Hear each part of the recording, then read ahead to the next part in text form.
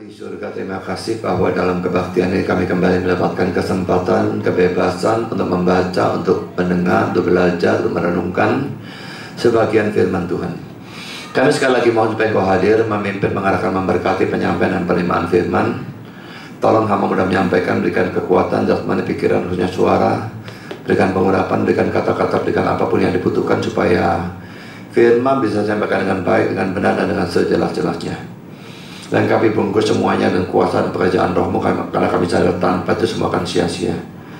Dan tolong kami semua dalam mendengar Tuhan, berikan kami hati yang terbuka, berikan konsentrasi, berikan terang, supaya semua kami bisa mengerti. Dan tolong supaya kami bukan hanya menjadi pengerti-pengerti firman, tapi penanggap-penanggap secara positif dari firman-Mu, sehingga betul-betul bisa kami imani, kami laksanakan, dan membuat hidup pelayanan kami menjadi makin sesuai kehendak Tuhan, makin menyenangkan dan memuliakan Engkau. Kami sadar setan bekerja, tolong kuatkan semua kami, mari godaan terangnya dalam doa apapun. Juga listrik dan semua peralatan, laki-laki kiranya Kau jaga supaya semua berjalan baik dan tidak mengganggu jalannya pemberitaan firman maupun kebaktian. Terima kasih Bapa, dalam nama Yesus kami berdoa. Amin. Kita melanjutkan seri kitab Kejadian dan kita membahas Kejadian pasal 40 ayat 1 sampai dengan ayat 23. Sesudah semuanya itu terjadilah bahwa juru minuman Raja Mesir dan juru rotinya membuat kesalahan terhadap tuannya, Raja Mesir itu. Maka murkalah Firaun kepada kedua pegawai istananya, kepala juru minuman dan kepala juru roti itu. Ia menahan mereka dalam rumah kepala pengawal raja, dalam penjara tempat Yusuf dikurung. Kepala pengawal raja menempatkan Yusuf bersama-sama dengan mereka untuk melayani mereka. Demikianlah mereka ditahan beberapa waktu lamanya. Pada suatu kali bermimpilah mereka keduanya, baik juru minuman maupun juru roti Raja Mesir yang ditahan di penjara itu. Masing-masing ada mimpinya, baik pada satu malam juga, dan mimpi masing-masing itu ada artinya sendiri. Ketika pada waktu pagi Yusuf datang kepada mereka, segera dilihatnya bahwa mereka bersusah hati. Lalu ia bertanya kepada pegawai-pegawai istana Firaun yang ditahan bersama-sama dengan dia dalam rumah tuannya itu, "Mengapa hari ini mukamu semuram itu?" Jawab mereka kepadanya, "Kami bermimpi tetapi tidak ada orang yang dapat mengartikannya." Lalu kata Yusuf kepada mereka, "Bukankah Allah yang menerangkan arti mimpi? Ceritakanlah kiranya mimpimu itu kepadaku." Kemudian juru minuman itu menceritakan mimpinya kepada Yusuf. Katanya, "Dalam mimpiku itu tampak ada pohon anggur di depanku. Pohon anggur ada 3 carangnya dan baru saja pohon itu bertunas. Bunganya sudah keluar dan tanda-tandanya penuh buah anggur yang ranum. Dan di tanganku ada piala Firaun. Buah anggur itu ku ambil lalu ku peras ke dalam piala Firaun. Kemudian ku sampaikan piala itu ke tangan Firaun." Kata Yusuf padanya, "Beginilah arti mimpi itu. Ketika carang itu artinya 3 hari. Dalam 3 hari ini Firaun akan meninggikan engkau dan mengembalikan engkau ke dalam pangkatmu yang dahulu. Dan engkau akan menyampaikan piala ke tangan Firaun seperti dahulu kala ketika engkau jadi juru minumannya. Tetapi ingatlah kepadaku apabila keadaanmu telah baik nanti, tunjukkanlah terima kasihmu kepadaku dengan menceritakan hal ikhwalku pada Firaun. Dan tolonglah keluarkan aku dari rumah ini, sebab aku dicuri begitu saja dari negeri orang Ibrani. Dan di sini pun aku tidak pernah melakukan apa-apa yang menyebabkan aku layak dimasukkan ke dalam liang tutupan ini." Setelah dilihat oleh kepala juru roti betapa baik arti mimpi itu, berkatalah ia kepadanya, "Aku pun bermimpi juga. Tampak aku menjunjung 3 bakul berisi penganan. Dalam bakul atas ada berbagai-bagai makan untuk Firaun, buatan juru roti, tetapi burung-burung memakannya dari dalam bakul yang ada di atas kepalaku." Yusuf menjawab, "Beginilah arti mimpi itu. Ketiga bakul itu artinya 3 hari. Dalam 3 hari ini Firaun akan meninggikan engkau tinggi ke atas dan menggantung engkau pada sebuah tiang. Dan burung-burung akan makan dagingmu dari tubuhmu. Dan terjadilah pada hari ketiga, hari kelahiran Firaun, maka Firaun mengadakan perjamuan untuk semua pegawainya. Ia meninggikan kepala juru minuman dan kepala juru roti itu di tengah-tengah para pegawainya. Kepala juru minuman itu dikembalikannya ke dalam jabatannya sehingga ia menyampaikan pula piala ke tangan Firaun.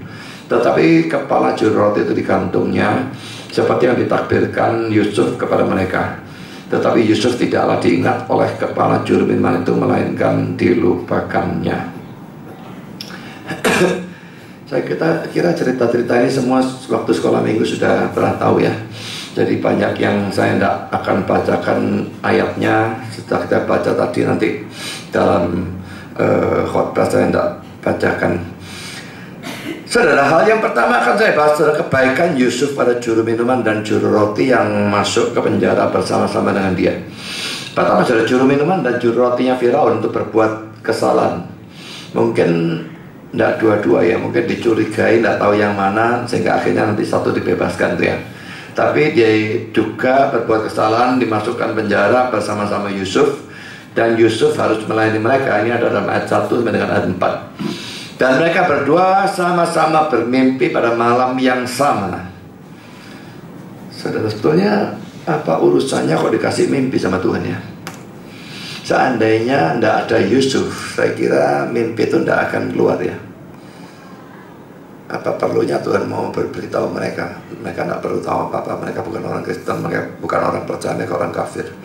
Tapi demi Yusuf, supaya Yusuf ditafsirkan, nanti bisa beritahu pada Firaun, biarpun dilupakan 2 tahun lagi dia ingat. Jadi ini semua ada jalurnya ya. Tuhan tidak sembarangan saja beri, tapi dia punya maksud tertentu, dan itu untuk Yusuf, bukan untuk 2 orang ini sebetulnya. Mereka bermimpi pada malam yang sama. Yang kedua, mimpi itu menyebabkan mereka menjadi sedih, dan Yusuf yang melihat kesedihan mereka lalu menanyakan mengapa mereka menjadi sedih. Ini ada dalam ayat 6 dan ayat 7. Ada beberapa poin yang saya bahas ya. Pertama, poin A. Yusuf ini sebetulnya punya cukup banyak alasan untuk tidak peduli pada penderitaannya mereka. Mau sedih, mau tidak sedih, mau juga balik peduli amat. Bisa. Banyak alasan. Pertama ya, tugas Yusuf sebetulnya adalah untuk melayani mereka. Itu ayat 4 ya. Bukan untuk mempedulikan mereka sedih atau enggak, bukan untuk menghibur mereka, itu bukan urusannya. Melayani, titik. Lalu dia sebetulnya cukup saja, pokoknya aku melayani, kamu sedih biarkan loh.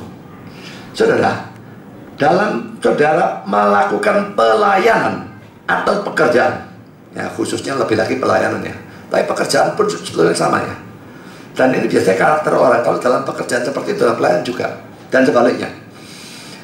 Kalau saudara melakukan pekerjaan atau pelayanan, saudara cuma melakukan pas-pasan saja seperti yang dituntut, atau saudara mau melakukan lebih untuk memberikan suatu prestasi begitu ya. Kalau kerjanya memang bawa ini dari sini pergi ke sini, wes pokoknya tak lakukan tugasku, mari ya sudah, mari aku nganggur. Atau begitu, atau saudara mau melakukan lebih.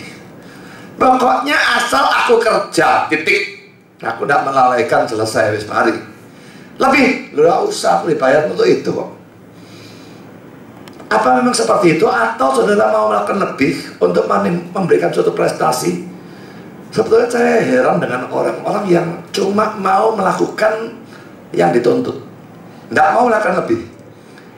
Kalau saudara melakukan lebih, merasa rugi atau gimana? Kalau merasa rugi ini sudah menunjukkan saudara malas ya. Sebetulnya kalau kita melakukan lebih, untung juga kita. Pertama, tambah pengalaman dan sebagainya. Kedua, prestasi sebetulnya memberikan kita suatu apa ya, kalau tidak mau dikatakan kebanggaan, sedikitnya itu suatu sukacita bagi diri kita sendiri. Wah, kerjaanku bagus hasilnya. Ya, daripada kerjaanku begini dok.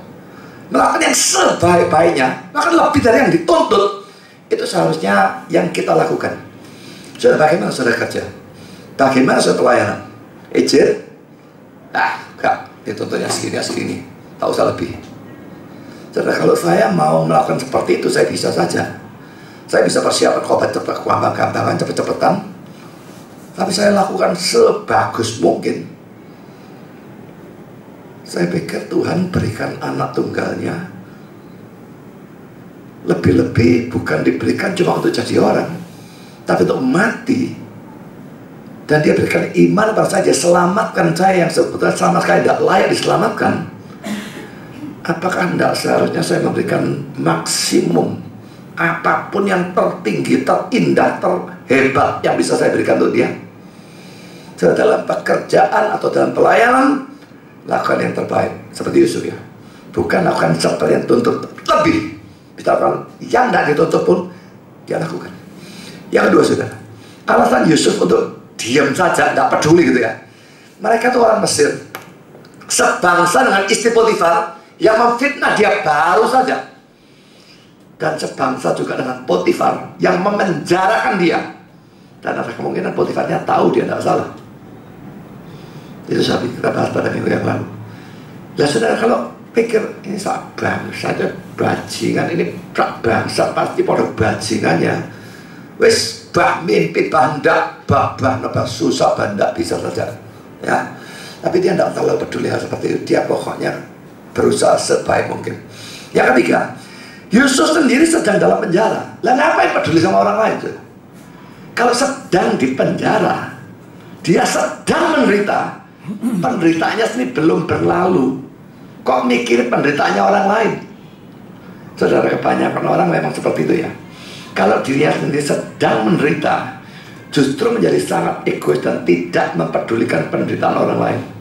Untuk apa peduli penderitaan orang lain, sementara diri sendiri sudah terlalu banyak penderitaan?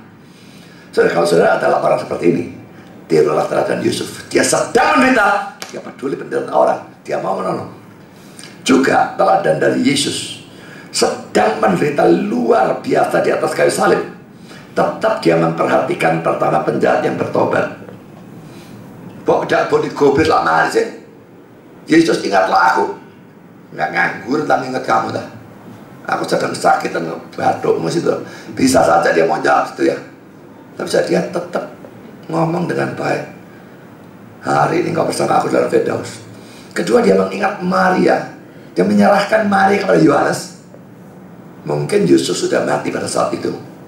Dan saudara-saudara, Yesus tahu mereka belum percaya, belakangan menjadi percaya. Jadi dia serahkan kepada muridnya, yaitu Yohanes. Lalu orang-orang yang baru saja menyalibkan dia, lah saudara, ini orang-orang jahat ya, baru menyalibkan dia, dia pedulikan. Dia berdoa, Bapa, ampunilah mereka, karena mereka tidak tahu apa yang mereka perbuat. Dalam penderitaan, dia mikirkan orang lain. Dia kepingin melakukan yang baik untuk orang-orang lain. Ya, kalau Maria itu mamanya dia masih layak. Yang penjahat itu tidak layak. Orang-orang yang nyalibkan dia lebih tidak layak belas. Dia tidak peduli layak atau tidak layak. Dia mau berbuat baik. Saudara, mari kita tiru teladan orang-orang ini ya.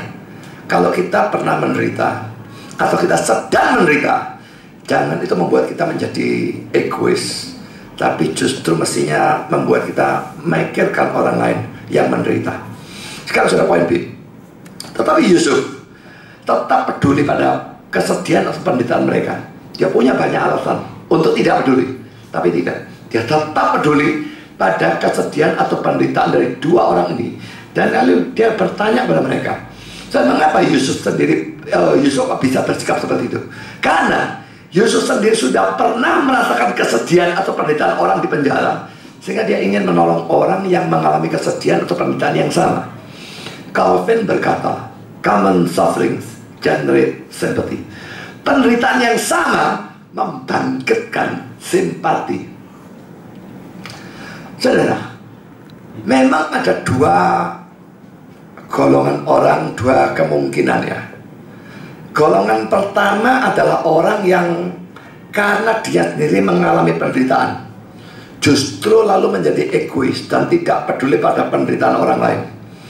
Atau dia itu bisa berpikir, dulu aku menderita dan penderitaannya sama kok. Orang itu miskin, aku juga miskin. Aku dulu bisa nahan penderitaanku,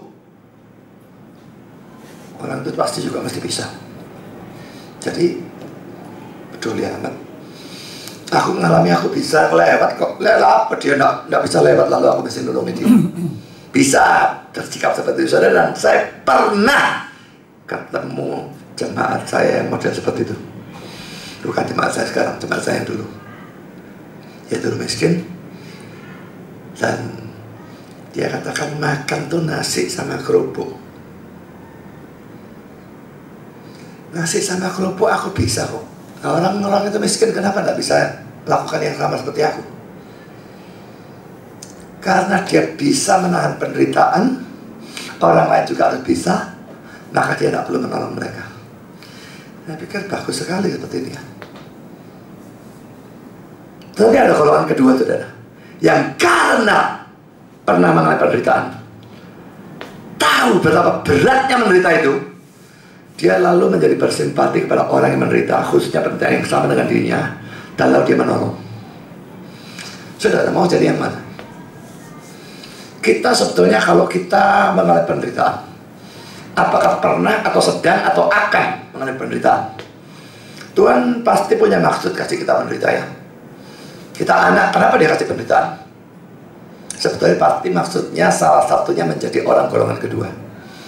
Tapi kalau kita menjadi orang golongan pertama, lalu jadi justru egois, tak peduli orang lain, wah ini jadi gak lulus sekolah, saudara. Dikasih ujian malah gagal. Dan saudara, mari kita mengingat penderitaan yang pernah atau sedang kita alami.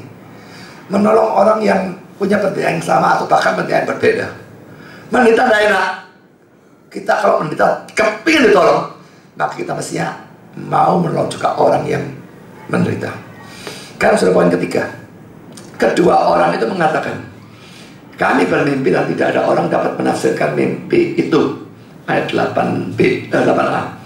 Lalu Yusuf berkata dalam ayat 8b, bukankah Allah yang menerangkan arti mimpi? Ceritakanlah kiranya mimpimu itu kepadaku. Di sini sudah kita melihat satu sikap yang seimbang. Dia mengatakan bahwa hanya Allah yang bisa memberikan arti mimpi, dan itu berarti bahwa dia sendiri bisa dari Allah, tidak bisa menafsirkan mimpi. Ini menunjukkan kerendahan hati, dan ini kontras dengan banyak orang yang merasa yakin akan kemampuannya sendiri, baik dalam urusan pelajaran sekolah, dalam belajar firman, dalam pelayanan. Wah, bersandar pada kemampuannya, karunianya, talentanya, dan sebagainya, jadi sombong. Yusuf tidak. Dia tahu Allah, ya, Allah yang beri. Dan saudara, Yusuf menyambung kata-katanya dan meminta supaya mereka berdua menceritakan mimpi itu kepada dia. Secara implisit ini menunjukkan suatu keyakinan bahwa Allah akan memberi dia kemampuan untuk bisa menafsirkan mimpi itu. Jadi ini kontra dengan banyak orang Kristen yang selalu menolak pelayanan dengan alasan tidak bisa, padahal belum dicoba. Memang saudara, kalau saudara betul-betul sudah nyoba dan tidak bisa, memang tidak berkarunia di sana, jangan diteruskan, ganti pelayanan lain. Tapi kalau belum dicoba ngomong tidak bisa, itu adalah sesuatu yang salah, saudara. Mestinya dicoba dulu. Ya, memang kalau saudara tidak pernah pelayanan, jangan lalu nyoba. Oh, tak nyoba jadi pendeta saya apa ya? Ini tidak bisa jadi guru sekolah minggu. Ya kebalik, saudara. Mestinya yang gampang-gampang dulu, naik. Tapi pokoknya saudara, pelayanan itu dicoba dulu memang sebetulnya. Sambil berdoa, minta Tuhan mengarahkan pada pelayanan yang memang sesuai dengan karunia kita. Belum dicoba, ngomong tidak bisa, tidak mau melayani. Ini menunjukkan sikap rendah diri, bukan rendah hati kan? Rendah diri, dan itu sikap yang tidak beriman. Sekarang kita masuk dalam poin keempat, saudara. Akhirnya kedua orang itu menceritakan mimpinya kepada Yusuf, dan Yusuf dengan pertolongan Tuhan memberikan arti mimpi itu kepada mereka. Ini ayat 9-13 dan ayat 16-19. Akhirnya terbukti bahwa penafsiran Yusuf itu benar dalam ayat 20 dengan 22. Nah ini ayat 22 ini ada satu kata yang saya tidak tahu ini bahasa Indonesia, saya memang tidak kenal, atau ini kata Arab atau apa ya. Ayat 22 punya seperti yang ditakbirkan Yusuf pada mereka. Ditakbirkan itu apa, saudara? Buyuh.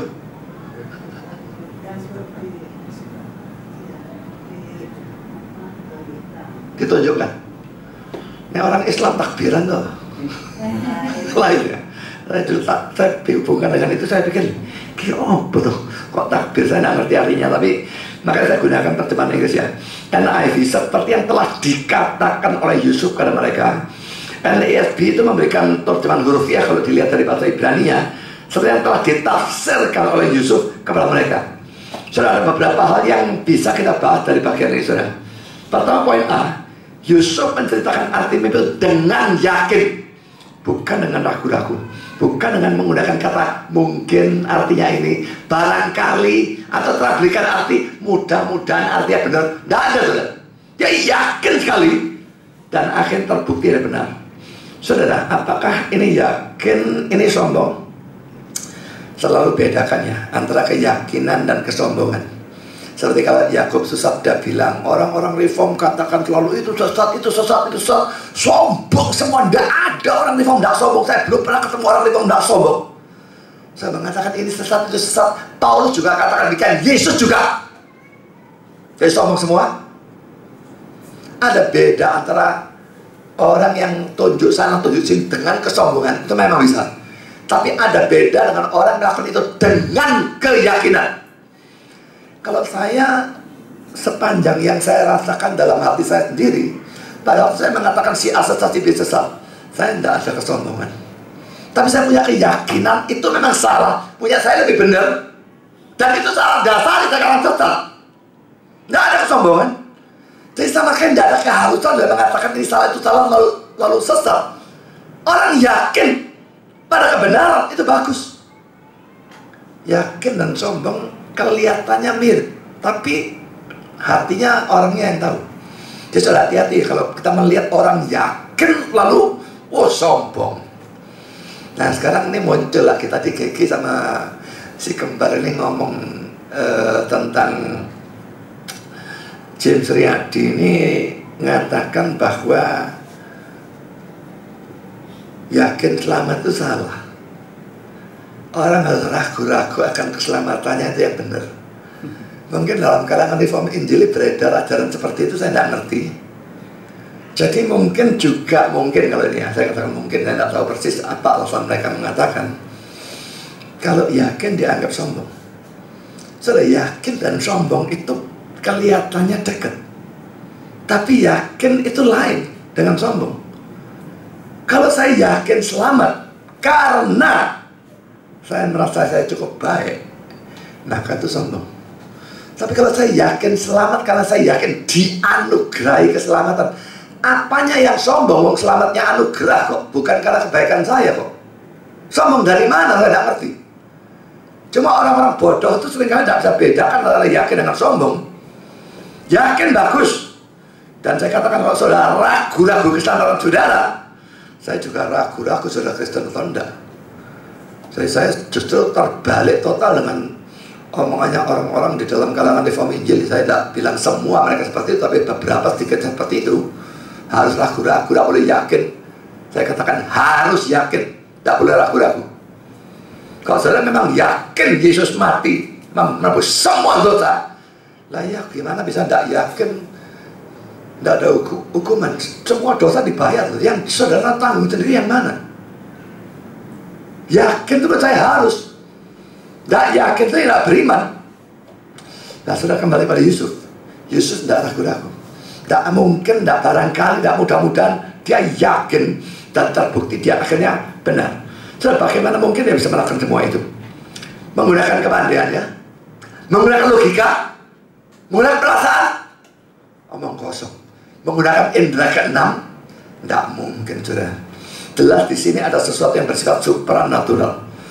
Saudara, kalau ada supranatural, maka selalu ingat ya, memang tidak ada ayat eksplisit, tapi dari seluruh Alkitab kita bisa melihat semua yang supranatural, semua yang gaib itu atau dari Tuhan atau dari setan.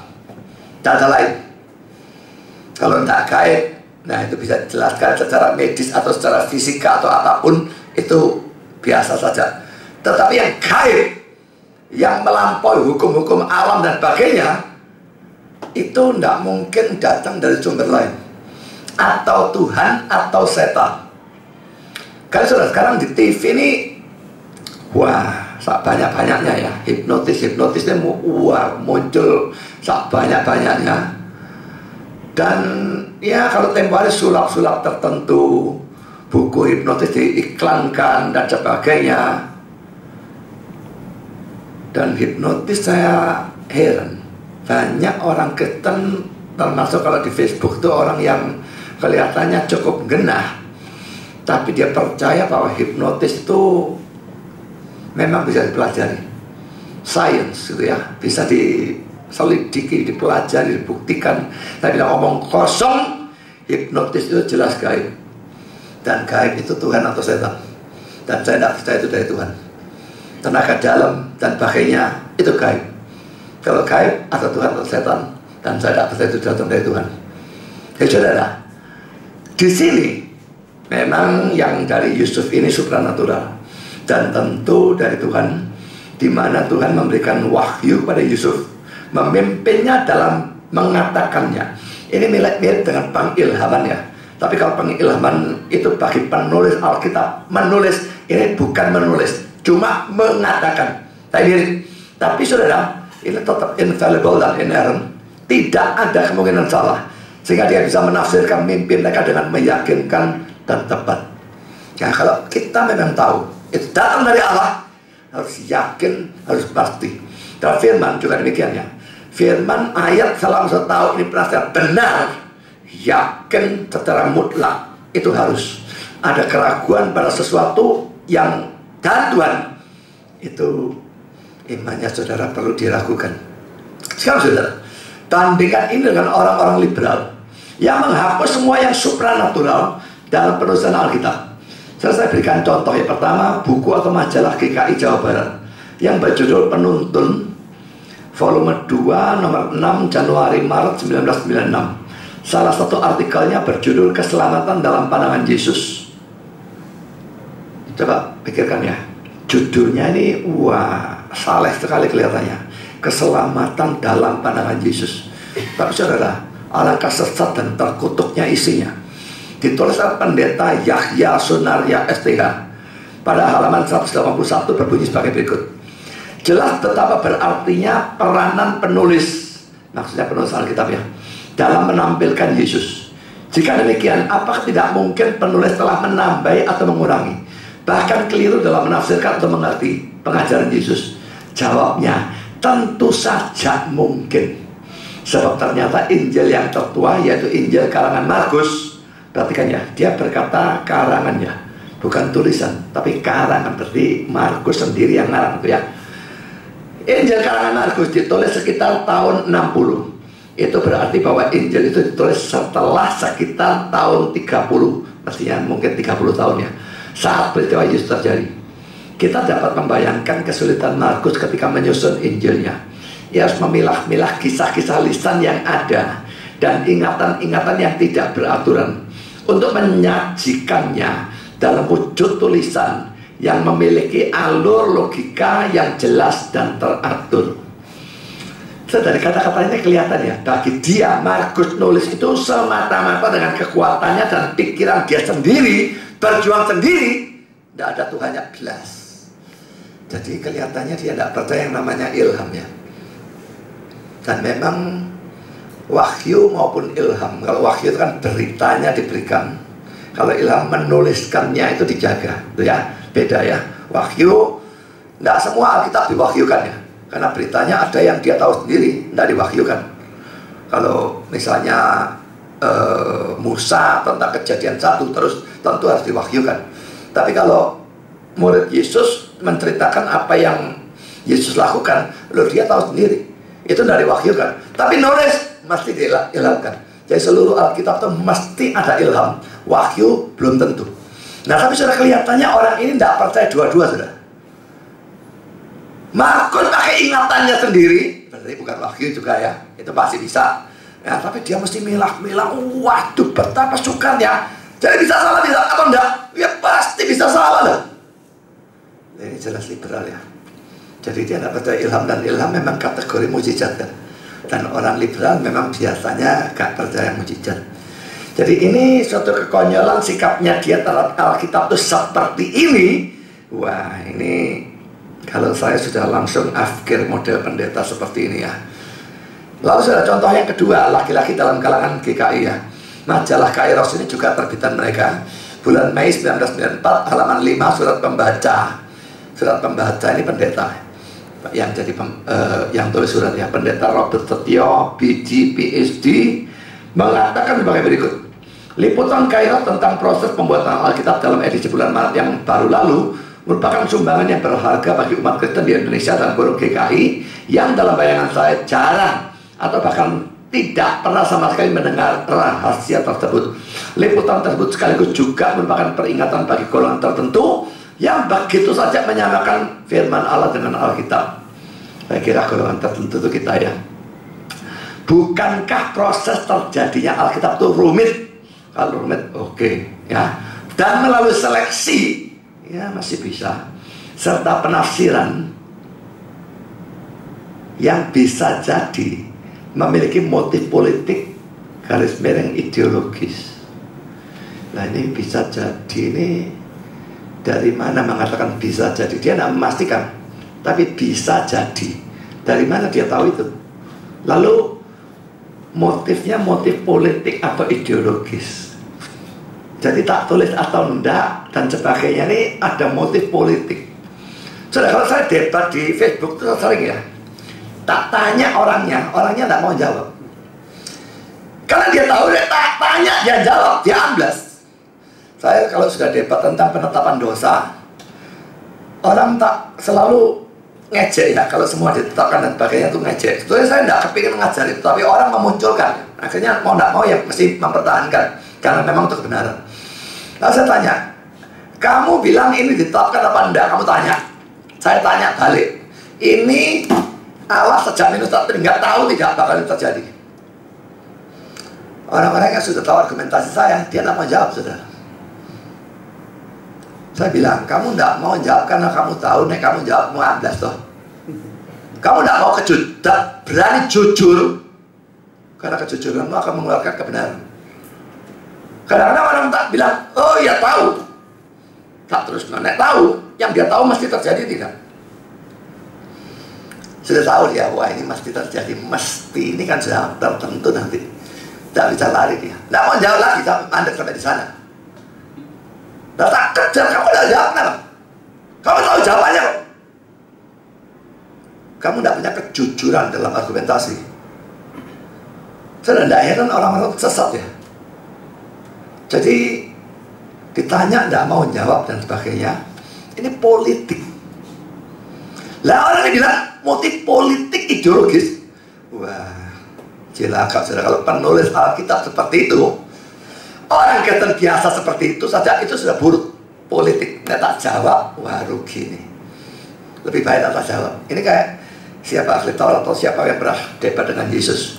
Nggak tak jawab begini, yang itu harus membaptis dari Tuhan atau tidak ya. Nggak tak jawab begini, nanti dia bilang kok kamu nggak mau percaya. Nggak tak jawab begini, wis gak tahu, enaknya dijawab tak tahu. Dia bukan jawab apa yang benar, tapi menurut politik kalau tak jawab begini rugi, tak jawab begitu rugi. Tak jawab yang gak benar, gak peduli, pokoknya aku gak rugi, pokoknya aku gak kalah. Nah saudara, dalam debat, dalam tanya jawab, dalam diskusi, kalau saudara seperti itu punya politik dan tidak peduli kebenaran, dan politik mengatasi kebenaran, jangan heran kalau saudara sesat. Saudara menghargai kebenaran, dan orang seperti itu perlu diperingatkan. Kamu memang seperti ini, kamu memang gak mau kebenaran, kamu sesat, ya memang itu sudah layak kamu dapatkan. Jadi kalau itu tentang orang biasa sudah buruk, tentang penulis Alkitab dan orang yang kumpulkan Alkitab, ini punya motif politik dan ideologis. Kalau memang Alkitab seperti itu, buangan itu sampah laraan, saudara. Tapi apakah pandangan Alkitab sendiri seperti itu? Coba bandingkan kedua kutipan dari orang liberal ini ya, dengan nubuat atau penafsiran mimpi oleh Yusuf itu. Begitu yakin dia ya. Dan juga bandingkan dengan ayat ini, 2 Petrus 1 ayat 20-21, saya berikan versi NIV. Langsung saya bacakan dalam bahasa Indonesia. Yang terutama harus kamu mengerti bahwa tidak ada nubuat kitab terjadi oleh penafsiran nabinya sendiri. Karena nubuat tidak pernah berasal dari kehendak manusia, tetapi orang-orang berbicara dari Allah pada waktu mereka dibawa atau didorong oleh Roh Kudus. Nubuat, mereka memberikan nubuat itu tidak selalu ramalan ya. Nubuat itu adanya ajaran, itu nubuat. Bisa larangan, bisa peringatan, bisa ancaman, bisa perintah, itu nubuat. Tidak pernah itu dari orangnya. Roh Kudus mendorong orang itu untuk bicara. Betul-betul dari Tuhan. Alangkah bedanya ya omongan Alkitabnya sendiri dengan omongan orang liberal dua ini. Jangan heran kalau mereka berani nabrak Alkitab. Mereka tidak percaya Alkitab itu firman Tuhan. Alkitab itu atau bukan firman, atau cuma mengandung firman. Itu liberal. Nah, jadi saudara, Tapi kita percaya Alkitabnya. Jadi Alkitab memang bukan nabinya nulis sendiri. Nabinya sendiri pada waktu dia nulis, tidak semua dia ngerti semua. Seringkali dia nulis, dia ngerti cuma sebagian. Kadang-kadang dia nulis, dia tidak tahu. Waktu Yesaya nulis, seorang perawan akan mengandung, apa dia tahu nubuat bagaimana nanti penggunaannya? Nul foto dia tidak ngerti. Tadi dia dorong harus tulis, ya tulis. Ngertinya dia tidak ngerti. Tuhan tulis. Malaikat pun tidak ngerti, Tuhan yang ngerti. Jadi saudara, tapi yang jelas orang itu nulis sesuai kemauannya Tuhan. Tidak ada apapun yang salah. Kalau poin bicara, Yusuf mau memberitakan hal yang enak. Dia memberitakan bahwa juru minuman itu hal enak. Wah, 3 karang artinya 3 hari. Lalu seluruh mimpimu artinya 3 hari lagi kamu akan dibebaskan dan dikembalikan pada jabatannya yang semula.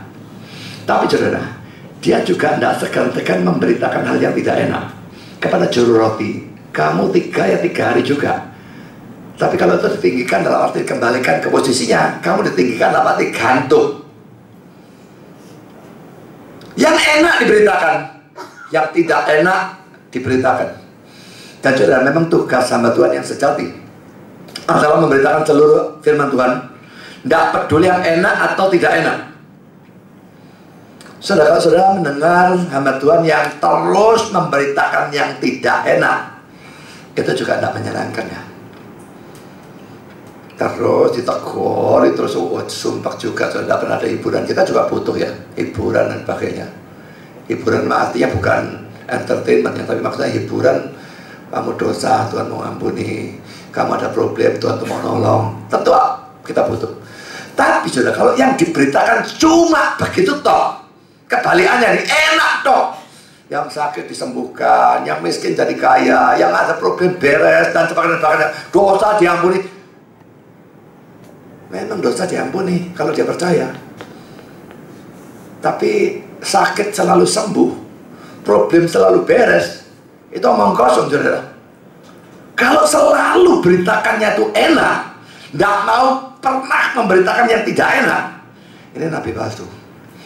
Nabi palsu itu ingin menyenangkan seadanya orang. Sebetulnya itu tidak mungkin saudara. Kalau saya sekarang jadi nabi palsu ya, sekarang saya mau menyenangkan seadanya orang, tak bisa enak. Loh, orang yang genah, dia tidak akan senang pemberitaan seperti itu.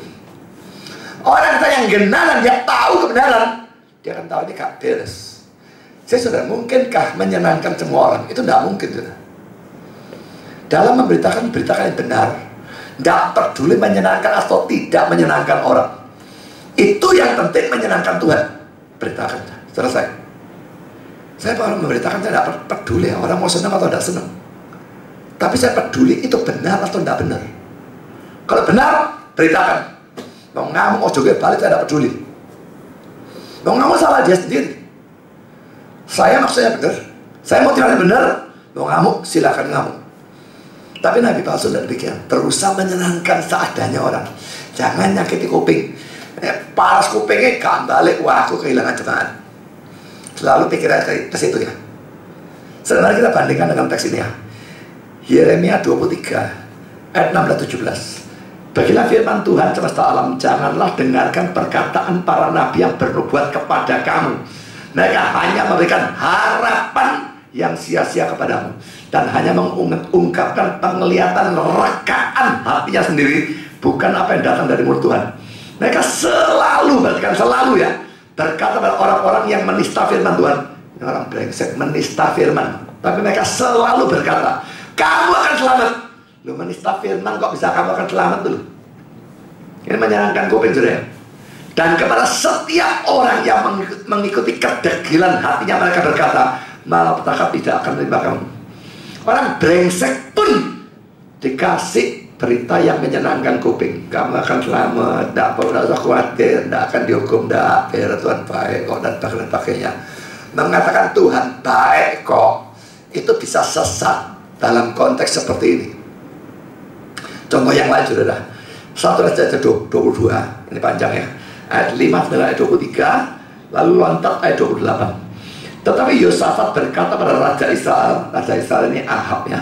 Jadi ini Yosafatnya orang saleh sebetulnya, tapi gara-gara jadi besan sama Ahab ini, akhirnya kumpul dengan orang brengsek ini, jadi ikut-ikutan ndak kena agaknya.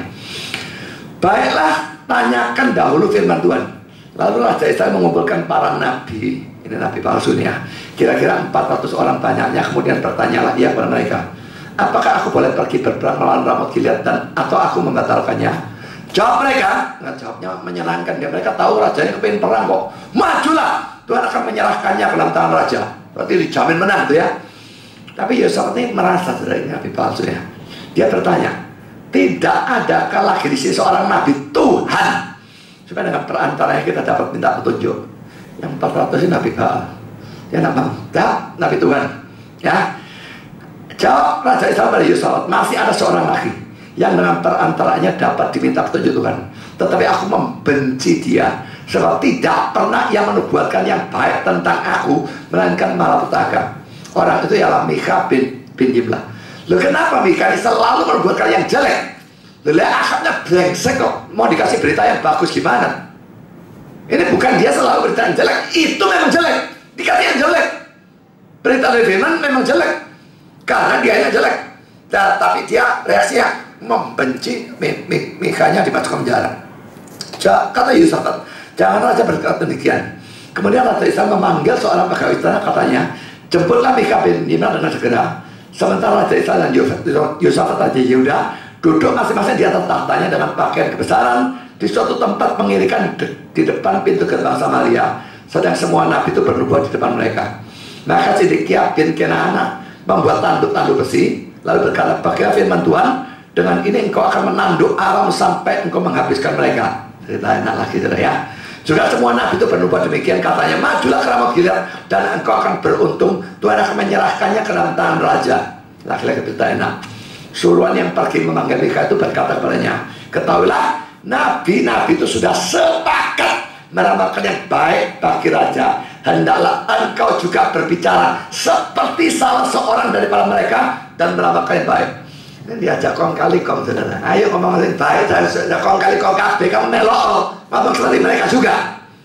Mika menjawab, demi Tuhan yang hidup sesungguhnya, apa yang akan difirmankan Tuhan kepadaku, itulah yang akan kukatakan.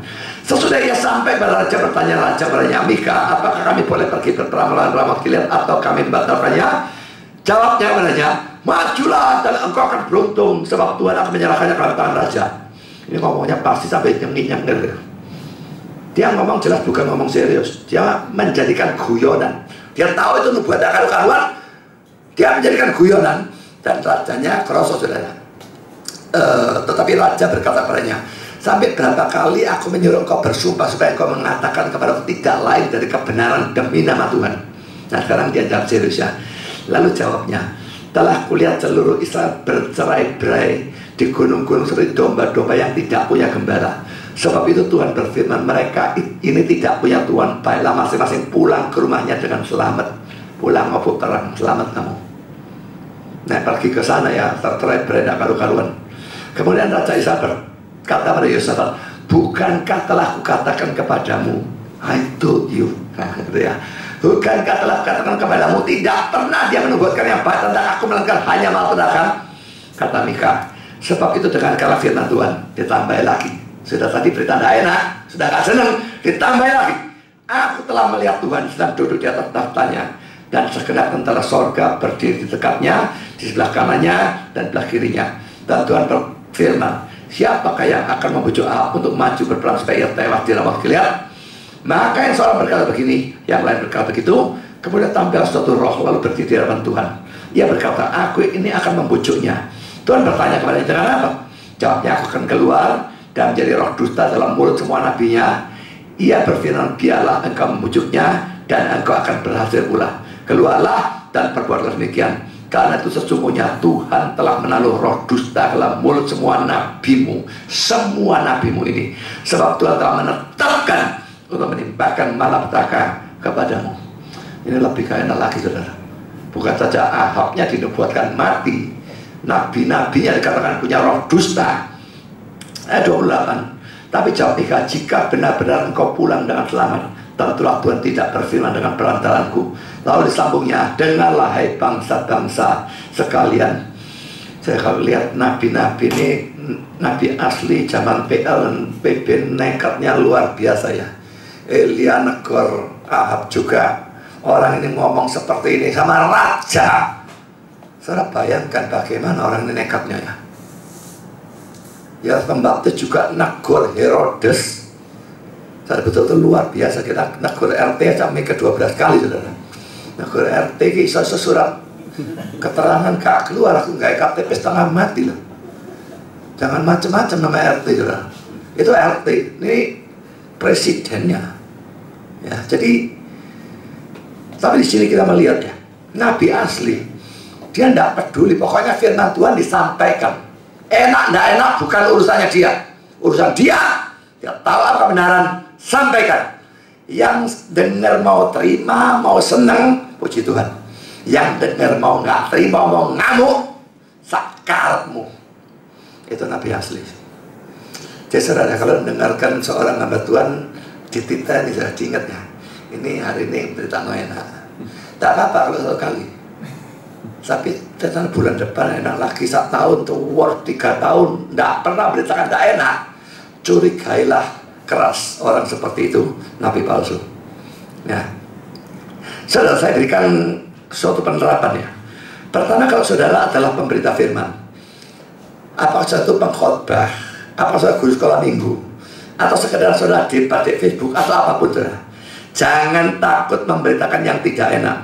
Tapi juga jangan ekstrem ke sebelah satunya dengan terus memberitakan yang tidak enak dan tidak pernah memberikan penghiburan, tidak pernah memberitakan kasih Allah, pengampunan dan sebagainya. Terus beritakan tidak enak juga tidak menyenangkannya. Tapi kalau memang itu yang Tuhan kehendaki, lain cerita.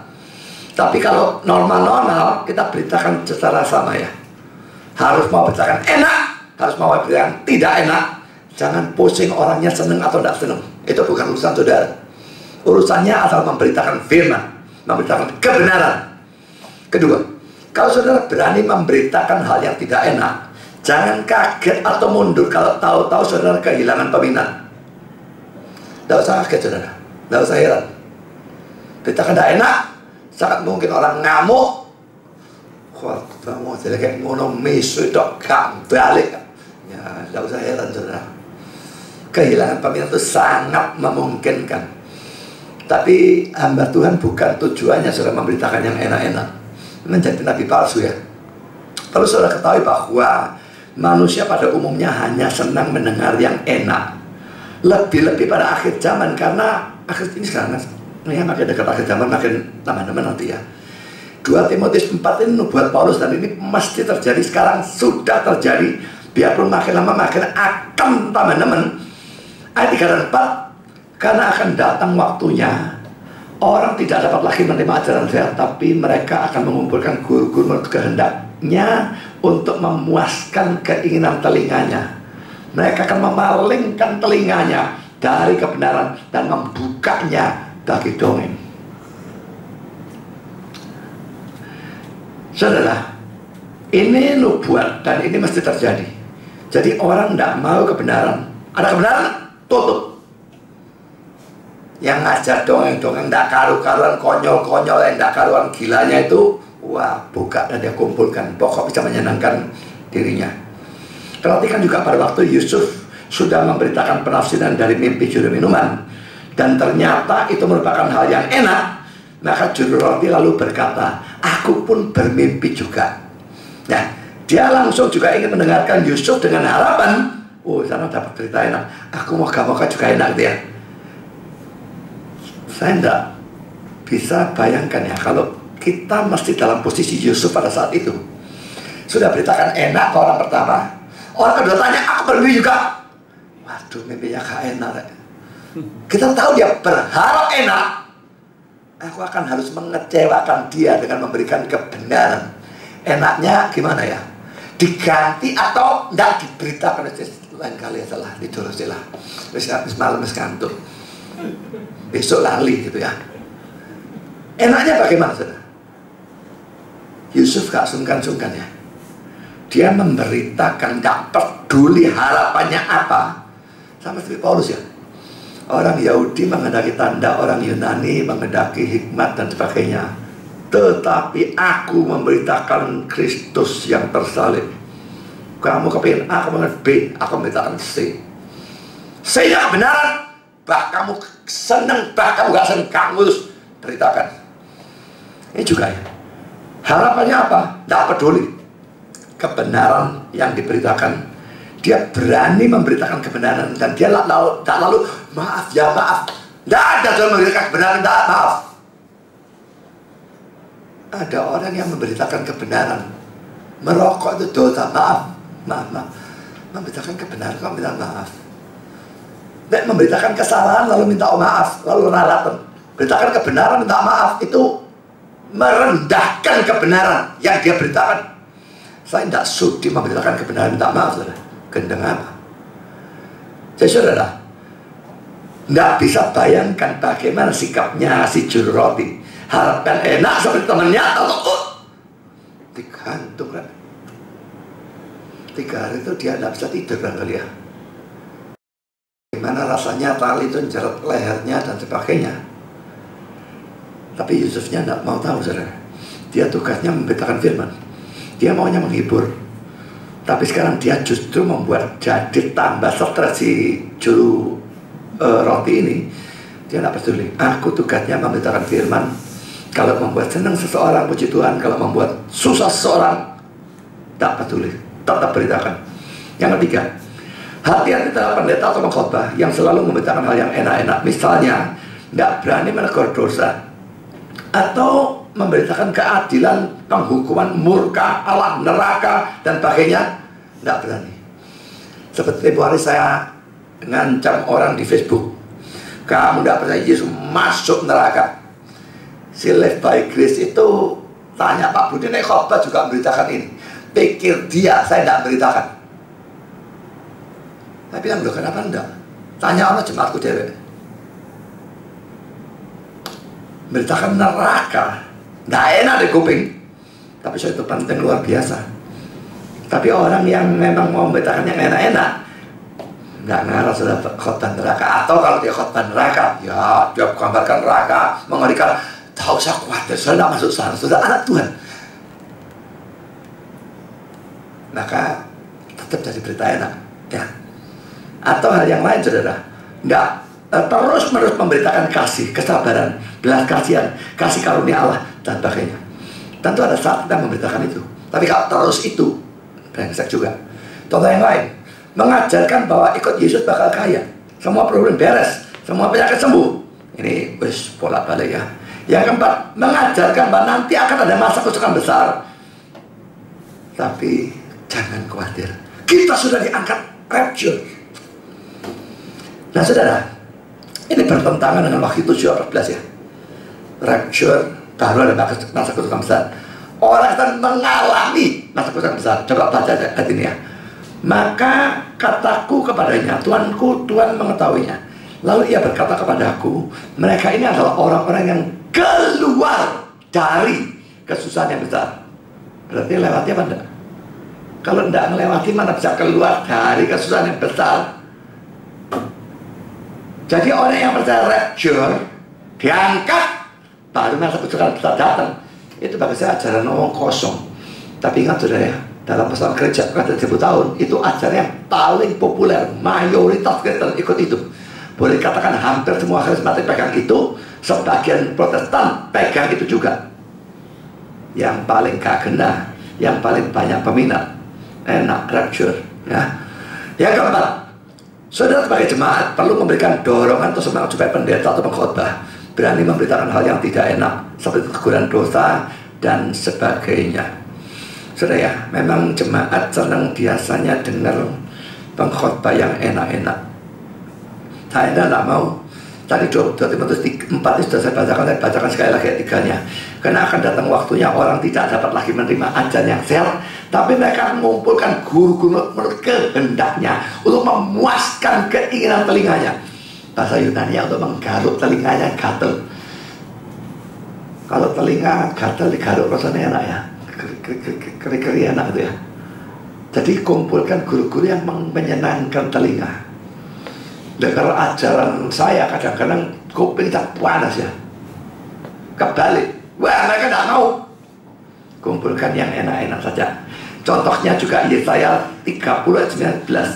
Sebab mereka itu suatu bangsa pemberontak, anak-anak yang suka bohong, anak-anak yang enggan mendengar akan pengajaran Tuhan, yang mengatakan kepada para tukang tilik jangan menilik, dan kepada para pelihat janganlah lihat bagi kami hal yang benar, tetapi katakanlah kepada kami hal-hal yang manis, lihatlah bagi kami hal-hal yang semu, menyisilah dari jalan dan ambillah jalan lain, janganlah susai kami dengan yang Maha Kudus Allah Israel.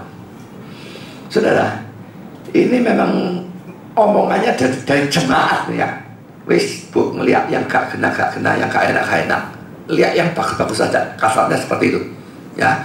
Dan adanya jemaat yang seperti ini yang sebetulnya mendorong munculnya nabi-nabi palsu yang menuruti keinginan mereka. Ini berlaku dunia rohani maupun dunia jasmani ya. Sekuler juga seperti itu. Dalam dunia jasmani, produsen itu berusaha memenuhi permintaan pasar tanpa memperdulikan efek negatif yang ditimbulkan. Misalnya, saya itu bolak-balik di Atlas Fitness Center itu memberikan kritik, dan saya sampaikan ke manajernya dan sebagainya. Ini aerobik kenapa ya musiknya buanternya luar biasa ya? Jawabannya, pengikut aerobiknya kepingin itu. Pertama sebetulnya dia masih mikir, lah yang gak ikut aerobik tak ditanya, ini ganggu semua yang lain.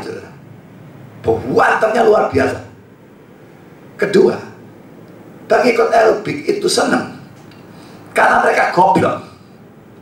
Kalau mereka tahu medis bahwa suara yang keras, makin menulikan dengan cepat, mestinya mereka tidak akan mau.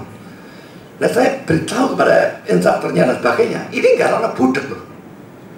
Tanpa dirasakan bertahap, mereka budak. Dia nggak mau tahu, mereka kepingin kasih. Dan ini konyol saudara. Tapi saudara, dalam dunia sekuler, yang penting pokoknya banyak peminat, ya aku dapat untung, itu saja. Lah kalau dalam sekuler seperti itu sudah salah, tapi tetap ya masih dimaklumi. Lah dalam dunia rohani saudara, itu juga terjadi. Pendeta kepingin menyenangkan jemaatnya, bahkan daerah nabi palsu biasanya diikuti lebih banyak orang. Soalnya dia selalu menyenangkan kuping, dan peminat yang memang senang kupingnya disenangkan itu lebih banyak. Yang senang dengan firman Tuhan tidak peduli bagaimanapun itu tidak banyak. Maka tidak usah heran, nabi palsunya tambah lama tambah laris, nabi aslinya tambah lama tambah gak laku. Jangan heran saudara. Saudara, jemaat itu perlu berterima kasih kalau pengkhotbah itu negur dosa. Tapi kalau saya tegur saudara ngamuk lalu, atau ngamuknya ditunjukkan, atau ngamuknya ditunjukkan dengan cara tidak datang lagi dan sebagainya, ini membuat nabi-nabi asli kalau mikir 12 kali, waduh jadi nabi asli kok yang ngenes ya, kabeh jemaat ilang kabeh, aku kok balik besok kok kursi tok. Lalu akhirnya dia menjadi nabi palsu untuk jadi laris. Jadi saudara, mestinya kita mendorong orang menjadi nabi asli, bukan sebaliknya mendorong orang menjadi nabi palsu. Sekarang saudara, kita masuk dalam poin kedua, balasan dari juru minuman. Juru minuman yang dapat berita enak, kamu bakal dikembalikan. Balasannya apa? Pertama, setelah merasakan mimpi juru minuman, Yusuf memberikan suatu permohonan kepada juru minuman yang akan dibebaskan, yaitu untuk menceritakan persoalannya oleh Firaun dalam ayat 14-15. Pertama poin ayat 14, tunjukkanlah terima kasihmu kepadaku. Saya kata terima kasih itu salah terjemahannya. Kayaknya dia berjasa lalu minta terima kasih, bukan itu ya. Sebenarnya terjemahnya kindness dalam King James, RSV, NIV, dan NIV, kebaikan. Tunjukkanlah kebaikan kepadaku. Mbak, kamu jadi angkat, tolong baik sama aku, berbuat baiklah sama aku. Itu saja maksudnya dia ya. Poin B, mungkin Yusuf mengira bahwa inilah cara Allah menjawab doanya. Memang tidak pernah diceritakan Yusuf berdoa ya, tapi dia orang beriman, masa masuk penjara ada doa? Saya kok tidak percaya, dia pasti berdoa. Tidak mungkin tidak. Tidak diceritakan, tapi pasti dia berdoa. Dan mungkin waktu dia menafsirkan, wah bakal, wah ini cara Tuhan jawab doaku. Pasti caranya ini orang ini tetap baik, dia kembali pada Firaun, dia ceritakan, aku dibebaskan. Tetapi saudara, bukan itu ternyata yang terjadi. Kita seringkali mengira begini, mengira begitu, Tuhan bakal begini, bakal begitu. Enggak, Tuhan punya hikmatnya sendiri. Sekarang poin kedua, setelah juru minuman dibebaskan dan kembali pada jabatan semula, ternyata dia melupakan Yusuf dan permintaannya. Ini ada dalam ayat 23. Ada beberapa poin ya. Pertama perlu diketahui bahwa jabatan juru minuman itu tinggi ya. Kalau itu jabatan rendah, pelayan tukang parkir kayak zaman sekarang gitu ya, kayak tukang parkir SBY suruh ngomong pakai SBY, dia yang mikir tukang parkir kok ngomong pakai presiden. Tapi saudara, juru minuman itu lainnya, itu jabatan sangat tinggi. Karena juru minuman kasih dia minum, saudara. Ini kalau bukan orang yang dipercaya, diracun dia. Ini harus orang yang sangat dipercaya. Ini sama seperti jabatan Nehemia. Dalam Nehemia 2 ayat 1 itu terlihat. Dan Nehemia diperhatikan oleh raja, dikabulkan keinginan permintaannya oleh raja. Ini muncul dalam Nehemia 2 ayat 1 sampai 8. Jabatan tinggi, bisa ngomong dengan raja, dan diperhatikan oleh raja. Jadi pada waktu Yusuf minta seperti ini, baginya bukan masalah sebetulnya. Gampang tuh ngomong, bisa. Kalau rendah, susah. Dia tinggi, gampang mestinya. Poin B, sebetulnya tidak terlalu jelas apakah juru minuman sengaja melupakan atau betul-betul lupa tanpa sengaja. Tapi Calvin beranggapan dia sengaja melupakan. Ya, cuma tidak ada dasar ya untuk percaya pada Calvin. Kita tidak tahu. Tapi kalau Calvin benar, maka orang ini benar-benar keterlaluan. Dia membalas kebaikan dengan kejahatan. Kalau saya condongnya bukan seperti Calvin ya. Dia memang lupa. Ini pun buruk. Orang ini berbuat baik kok dilupakan permintaannya. Ya, mestinya diingat baik-baik. Tapi ya, saya tidak tahu bagaimana. Dia lupa. Baru setelah Firaun mimpi, wah baru ingat. Sekarang poin saudara, tidak peduli juru minuman sengaja atau tidak, jelas Allah bekerja dan mengatur segala sesuatu untuk menunda keluarnya Yusuf dari penjara selama 2 tahun. Tak tanggung-tanggung 2 tahun saudara ditundanya. Saya tidak tahu penjaranya Mesir bagaimana, tapi kalau penjaranya Indonesia jelas luar biasa kayaknya saudara. Kecuali kalau koruptor masuk penjara bisa disulap jadi hotel. Saya beberapa waktu yang lalu tanya kepada Esra, jemaatnya dia yang masuk penjara itu gimana? Yang tempohari masih dituntut kan ya? Oh sudah diputus penjara 3 bulan, keluar tanggal 23, berarti besok. Nah, tanggal 23 besok. Waduh, bagi saya untung dia tidak dihukum lebih lama. Lawannya dihukum 2 tahun, dia cuma 3 bulan ya. Tidak tahu dia nyokok bagaimana, saya tidak ngerti. Tapi pokoknya biarpun 3 bulan, dia ini orang kaya saudara ya.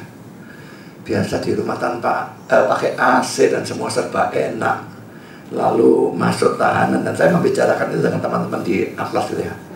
Lalu mereka bilang, oh pokoknya wong sugih ku masuk penjara sih enak kok. Bisa punya HP itu bayar saudara. Tidak boleh mestinya kan. Di penjara bisa bawa HP, bayar sekian juta. Atau tarifnya mau pakai AC sekian juta. Semua bisa dibeli. Jadi ya yang koruptor dulu jalan-jalan pagi Bali bisa nonton tenis, bagus sekali ya. Tidak tahu bayar berapa itu. Pokoknya semua bisa dibayar. Lucu sekali ya. Ya pasti disangkal ya oleh mereka. Tapi ini fakta dan yang nonton tenis itu fakta masuk koran sudah saya. Jelas-jelas itu fakta itu ya. Jadi kalau di penjara itu betul-betul menurut standar penjara yang seharusnya, waduh saya tidak bayangkan ya. Bagaimana menyesakkan. Orang terbiasa pakai AC seperti saya, begitu saya masuk penjara tidak pakai AC, Gak usah di penjara lah, Dan. Di kamar saya dewek, gak pakai AC. Waduh, berapa jam saja saya menderita. Nggak ngomong 1 hari. Malam nggak pakai AC, saya sampai pagi tidak tidur. Belum lagi nek sing orang-orang lain rokokan. Kita mambune rokok, pengapnya dan sebagainya semua. Teman saya tempoh hari yang masuk tahanan, tikus kuat gede, sampai tidur kaki mesti diangkat dari badu kan, nggak berani turun. Tikus kuat gede, cak gini-gini di bawah berani turun kaki. Jadi saudara, itu tahanan kok seperti seharusnya itu, waduh, setengah mati saudara. Dia ditunda tidak 3 bulan, 2 tahun. Bisa dibayangkan ya, ini menderita luar biasa ya. Tapi Tuhan punya maksud. Tunda 2 tahun, biarkan Yusuf menderita. Tapi dengan demikian Yusuf bisa menafsirkan mimpi Firaun sehingga lalu menjadi orang kedua di seluruh Mesir. Jadi penundaan dari Tuhan itu mempunyai tujuan yang baik. Kalau tidak, dia tidak nunda. Tidak apa menderita, tapi dari penundaan itu jadi orang kedua Mesir. Kalau saat itu juga juru minuman ingat, dikatakan oleh Firaun, Firaun keluarkan dia jadi apa? Ya tidak jadi apa-apa, mandek. Balik-balik keluar, balik ke Yakub, selesai. 7 tahun kelaparan, mati kabeh. Tapi dengan ditunda, dia memang menderita. Pada waktu dia menderita ini, dia mungkin, kalau dia orang normal, sudah mikir, Tuhan ini kalau apa tuh? Aku ini ya salah ya beriman tuh. Aku sudah pesan dosa, kok gak mau dikabulkan doa aku ini apa tuh? Tak ngomel begitu kira-kira. Saya tidak tahu dia ngomel enggak, saya tidak tahu dia serohani apa. Tapi kalau kita rasanya ngomel. Tapi saudara, kita melihat bahwa kalau Tuhan menunda dan membiarkan penderitaan itu berlangsung lebih lama, 2 tahun lagi, dia punya tujuan yang baik. Dengan dikeluarkan, pada saat menafsirkan mimpi Firaun, jadi orang kedua di Mesir, baik kelaparan, bisa menolong keluarganya sehingga tidak musnah. Sama seperti Yesus menunda, bukan 2 tahun, 2 hari ya. Kita lihat Yohanes 11 ayat 6. Namun setelah didengarnya bahwa Lazarus sakit, ia sengaja tinggal 2 hari lagi di tempat di mana ia berada. Setelah tinggal 2 hari lagi, lalu santai-santai jalan pelan-pelan ke sana, sampai sana Lazarusnya sudah mati 4 hari. 4 hari itu tidak harus dihitung 96 jam ya. 4 hari kita sudah pernah belajar bagaimana orang sana ngitung hari. Yang pasti 2 hari penuh, sebagian hari pertama dan bagian hari keempat itu sudah bisa dihitung 4 hari. Jadi saudara, 48 jam ke atas. Tapi cukup. Lazarusnya mati 4 hari karena Yesus menunda. Kalau dia cepat-cepat, seperti kemauan daripada mungkin Lazarusnya sendiri atau Maria dan Marta dan sebagainya, dia paling-paling menyembuhkan Lazarus yang sakit. Ya mujizat, tapi tidak terlalu istimewa ya. Tapi dengan dia santai-santai, Lazarus mati 4 hari, dia melakukan mujizat pembangkitan orang mati yang terbesar dalam seluruh Alkitab. Dalam seluruh Alkitab, saudara, semua pembangkitan orang mati dilakukan pas setelah orangnya mati. Begitu mati, bentar dibangkitkan. Lazarus satu-satunya 4 hari. Ya memang ada yang waktu Yesus bangkit ya, ada Yesus mati ya, lalu ada orang kuburan pecah lalu bangkit, itu lain, tapi bukan dibangkitkan oleh Yesus. Jadi dari sini dia menunda 2 hari. Tujuan kita terjadi mujizat lebih besar, bukan penyembuhan orang sakit, tapi pembangkitan orang mati. Saudara, perbuatan baik Yusuf ini ternyata tetap membuahkan hasil. Mula-mula kelihatannya tidak berhasil, tapi setelah 2 tahun tertunda, hasilnya terlihat. Saudara, karena itu sebagai kesimpulan untuk penutup ya, sekalipun seringkali berbuat baik itu kelihatannya sia-sia ya, tapi akhirnya toh bermanfaat. Saya pernah nolong orang dan kelihatannya sia-sia. Saya pernah nginjili orang dan kelihatannya sia-sia. Saya pernah memberitakan firman dan kelihatan sia-sia. Melakukan pelayanan apalagi khususnya untuk anak sekolah minggu itu paling nemen saudara. Dewasa saja bisa loh kelihatan sia-sia. Tapi untuk anak sekolah minggu tuh sangat gede godaan untuk guru ya. Ada cilik tak ajari ngerti apa sih? Goblok-goblok ini kok. Paling kalau gunain ngerti dongeng ini tok. Percaya Yesus apa-apa paling percuma. Jangan bilang seperti itu saudara. Ya sama sekali tidak benar hal seperti itu. Saudara mau nolong orang, ngampuni orang, beritakan Injil, beritakan firman, kelihatan sia-sia dan sebagainya, berdoa kelihatan sia-sia, apapun kelihatan sia-sia, memberikan persembahan apa saja. Sangat banyak hal yang bisa kelihatan sia-sia untuk jangka waktu yang cukup lama. Tapi saudara, jangan percaya itu sia-sia untuk selama-lamanya. Mari kita lihat beberapa ayat ini sebagai penutup. Galatia 6 ayat 90. Janganlah kita jemu-jemu berbuat baik, karena apabila sudah datang waktunya, kita akan menuai jika kita tidak menjadi lemah. Karena itu, selama masih ada kesempatan bagi kita, malah kita berbuat baik pada semua orang, tetapi terutama kepada kawan-kawan kita seiman. Suruh takut, jangan jadi lemah, pasti akan menuai. 2 Tesalonika 3:13. Dan kamu saudara, janganlah jemu-jemu berbuat apa yang baik. Sampai berulang-ulang ya dikatakan kayak begini, jangan jemu-jemu berbuat baik, menunjukkan bahwa orang berbuat baik jemu itu gampang sekali. Dan ayat yang terakhir 1 Korintus 15 ayat 58. Karena itu saudara-saudaraku yang kasih, berdirilah teguh, jangan goyah, dan giatlah selalu dalam pekerjaan Tuhan, sebab kamu tahu bahwa dalam Tuhan jerih payahmu tidak sia-sia. Kata-kata persekutuan dengan yang saya coret itu tak tahu selalu muncul seperti itu dari mana. Dalam Tuhan jerih payahmu tidak sia-sia. Jadi saudara, berdiri teguh, jangan goyah, giatlah selalu dalam pekerjaan Tuhan, sebab kamu tahu bahwa dalam Tuhan jerih payahmu tidak sia-sia. Khotbah kadang-kadang kelihatan sia-sia, melayani Facebook kelihatan sia-sia, malah ngundang banyak musuh. Tapi saudara, saya teruskanlah, tidak peduli amat. Orang lain ada banyak yang mundur, saya gak peduli. Saya kemarin ngomong, saya tekon nek gegeran. Cek Facebook itu gue geger terus. Oh tekon gegeran bapak apa? Tak lihat yang bosan sama apa saya. Kalau firman yang saya beritakan tidak mentobatkan, itu tidak sia-sia juga. Tuhan pakai pada akhir zaman itu menghukum. Mereka ambil masuk neraka teman-teman. Tidak sia-sia. Tapi kalau itu mempertobatkan, mereka diselamatkan. Di samping saya, kalau di Facebook ya, saya tidak cuma melihat mereka, tapi melihat member yang lain yang tidak pernah keluar, silent readers ya. Jadi saya pikir tidak mungkin sia-sia. Ini ribuan orang. Saya tetap masukkan note saya di Facebook itu sekarang sudah 109 kalau tidak salah. Kalau rata-rata satu note itu 10 halaman saja, itu 1000 halaman lebih saya tak masuk note di sana. Belum lagi yang debat. Tak banyak-banyaknya pemberitaan firman, masakan sia-sia. Kalaupun tidak melihat buah, saya tidak peduli. Jalan saja terus.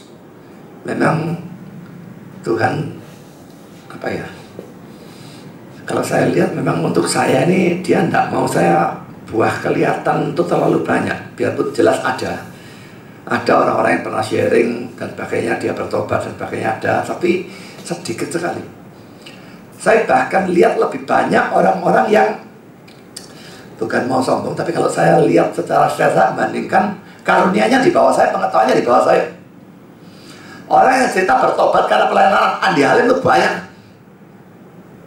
Saya dengar banyak. Ya karunia dia, pengetahuan dia, saya tidak pernah sama saya. Lah Isra, gerejanya 400-500 orang, kita cuma 40 untung-untungan. 1/10-nya dia dari saya. Kan lucu waktu saya khotbah Immanuel itu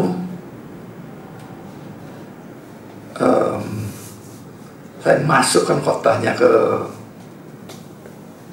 Facebook. Esranya bilang, wah aku besok khotbah itu.